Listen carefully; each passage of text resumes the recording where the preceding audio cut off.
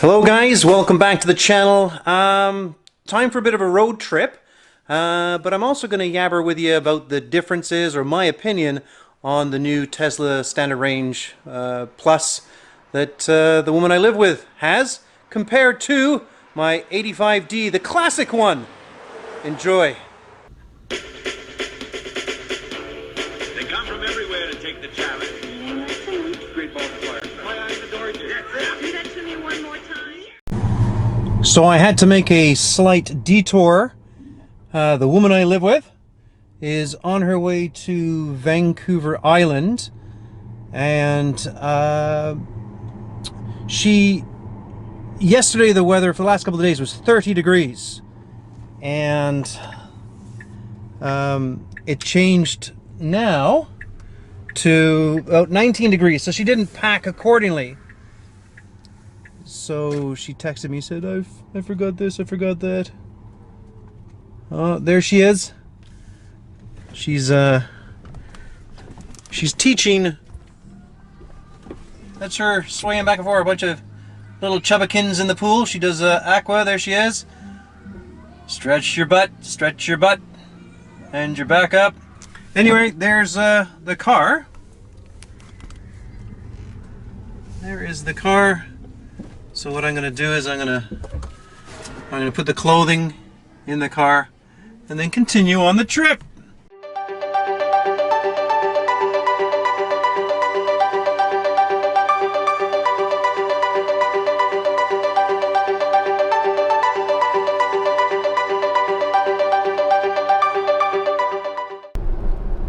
All right, let's start with a couple of comparisons.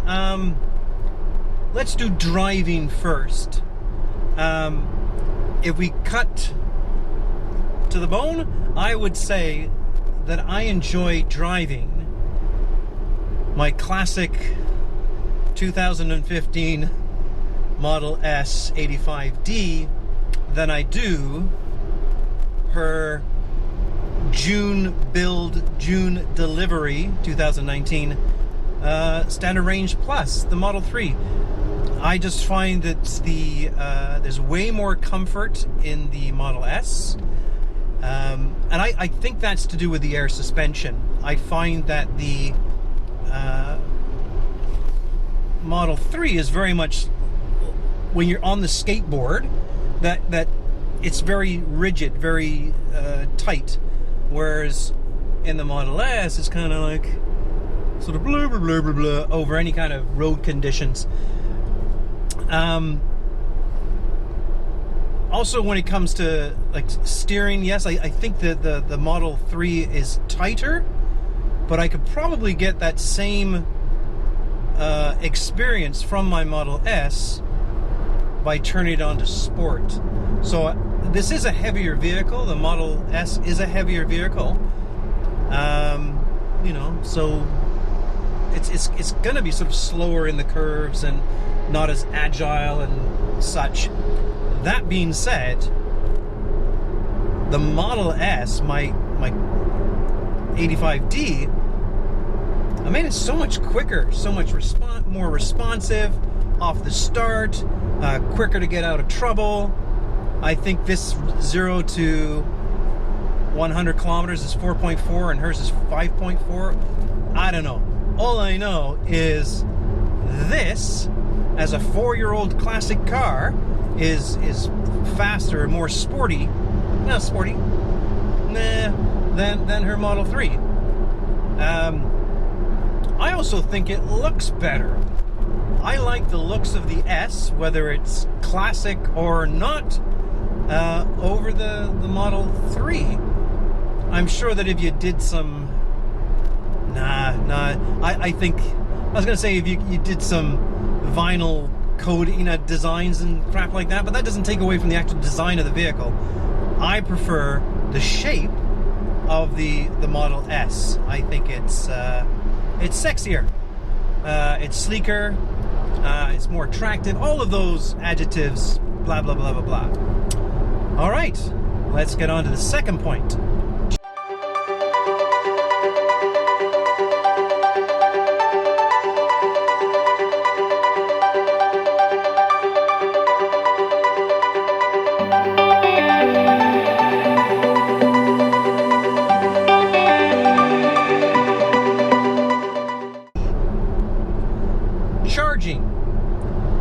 So this has the Model S has dual chargers. So at home on an empty 80 amp Tesla home charger, I'm getting 74 kilometers an hour. About 74 kilometers an hour on an 80 amp put into the Model S. On the Model 3, you plug it in at the same charger with the 80 amps, the most it draws, or it can charge, is 45 kilometers an hour, 47 kilometers an hour.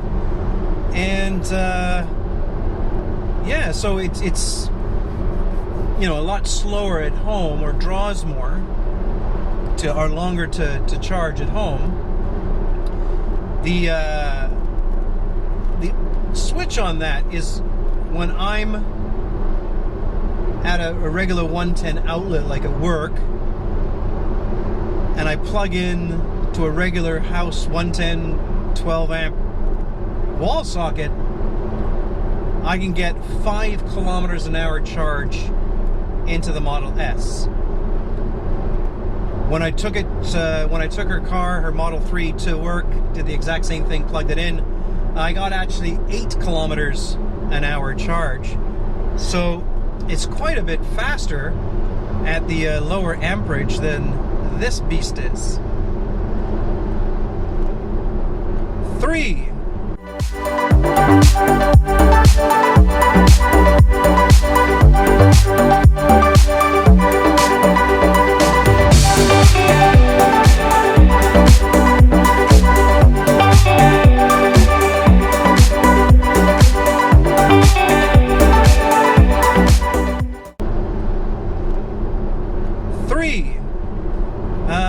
Let's go with technology. Initially, when the Model 3 was released, and I started watching all these YouTube videos about summon this and summon that, and navigate on autopilot, and recognition, and sees people walking in down the street and all that kind of stuff, I was really beginning to get bummed out that I invested, or I was an early adopter of the Ap1 Model S. So here's my thoughts now. Compared to the standard range plus, without full self-driving, so not dishing out the $7,000 Canadian to get the standard range plus with full self-driving, which would give you all the bells and whistles, the summon, the advanced summon, navigate on autopilot, blah, blah, blah, blah, blah. If you didn't have that $7 just to fucking throw away, this Ap1 classic 2015 Model S, I think, does as good a job as her Model 3. As good a drive on autopilot. So we're talking straight line, highway, staying in the center of the lane. Yes, I've got one camera, and I think she's got 8.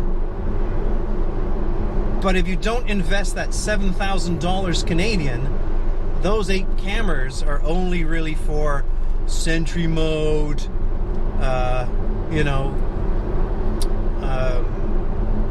cam, what's it called? Car cam? Dash cam. Dash cam. Can't even think. Whereas I'm quite happy with my dash cam that here we come. With my,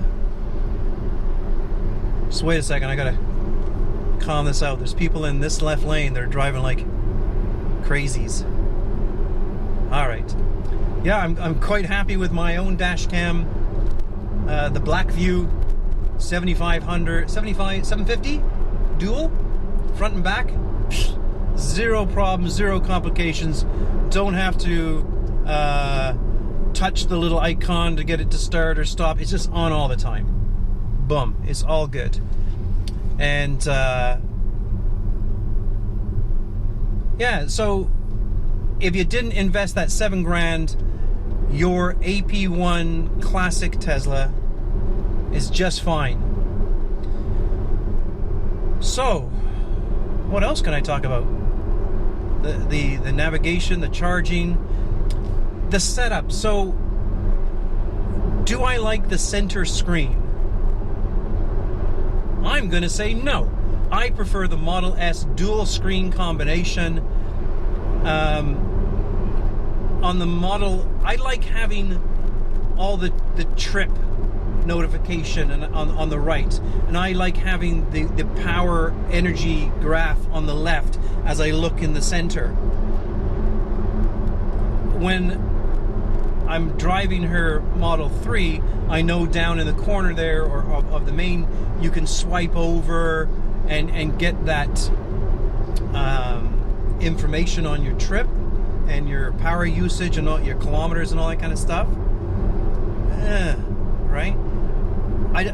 If I got used to it, would it be easier just to boom, boom, boom? Yeah, sure. If you get used to anything, you know, it's easier. But I prefer having the dual screen. It works for me. I do like the big infotainment system here. That being said, I think the graphics and the imagery on the new one, the Model 3, is far better. And of course, because it has all the cameras on it, when driving, it shows all the cars around you. Even though all of them are bouncing off your car as you're driving or going down the highway sideways, that's fine. I'm sure Elon and his team will get that fixed. But, you know, it's kind of funny watching the car dance of all these cars crashing into you as you're driving down the highway. So another thing that I wanted to talk about was, now don't forget I'm comparing it to the Standard Range Plus, because in reality that's where a majority of us could get into price-wise. The infotainment system, when I drive her car, I really, really miss Slacker, where you can press a button. I want to play Depeche Mode. Bong! It finds it. It plays Depeche Mode. I want to play, you know, Plug Your Ride or Ride the Lightning podcasts, that when you're on a trip that you can, you know, most of them are, you know, an hour long, especially Ride the Lightning. A good hour. Information, get the latest and greatest news on Tesla. In the Model S, piece of piss, I got them all. But in the Model 3, nothing. Plus, you don't get AM radio. So she's stuck listening to either stuff on her phone or FM radio. And that's, to me, that's crazy. She doesn't do, she doesn't have music on her phone. And in BC, the cost to, you know, to download using your phone network is just ridiculous. I pay $80 a month just to have the privilege of owning a phone and having phone calls and a little bit of data. $80 a month. Anyway, sidetracked again. I can get a rant on that. What else? Do I miss all the latest and greatest uploads, you know, the software updates and all that kind of stuff? No, I do wish that I had the Beach Buggy game, because that's kind of funny. I like that. I wonder what it'd be like on a, I gotta take a look at some YouTube videos to see what it's like on the portrait style screen in the middle. So, do I miss all that? I'm gonna say yes, because it's modern technology and I'm still so 2015, yo. but I'm still getting like the dog mode, camper mode, all that kind of stuff. So I do get 80% of the stuff that you fancy people get, or what she'll get on her Model 3. But, you know. So, in closing of this comparison, believe it or not, I'm gonna say that I prefer my Model S. At first I was so, you know, upset and depressed and having sort of technology and anxiety, and now, you know, when I've actually driven the Model 3, it's no, I prefer the Model S. I actually enjoy it more. Whoa. This guy. Well done. Anyway, there you go. Looks like traffic shit all the way through.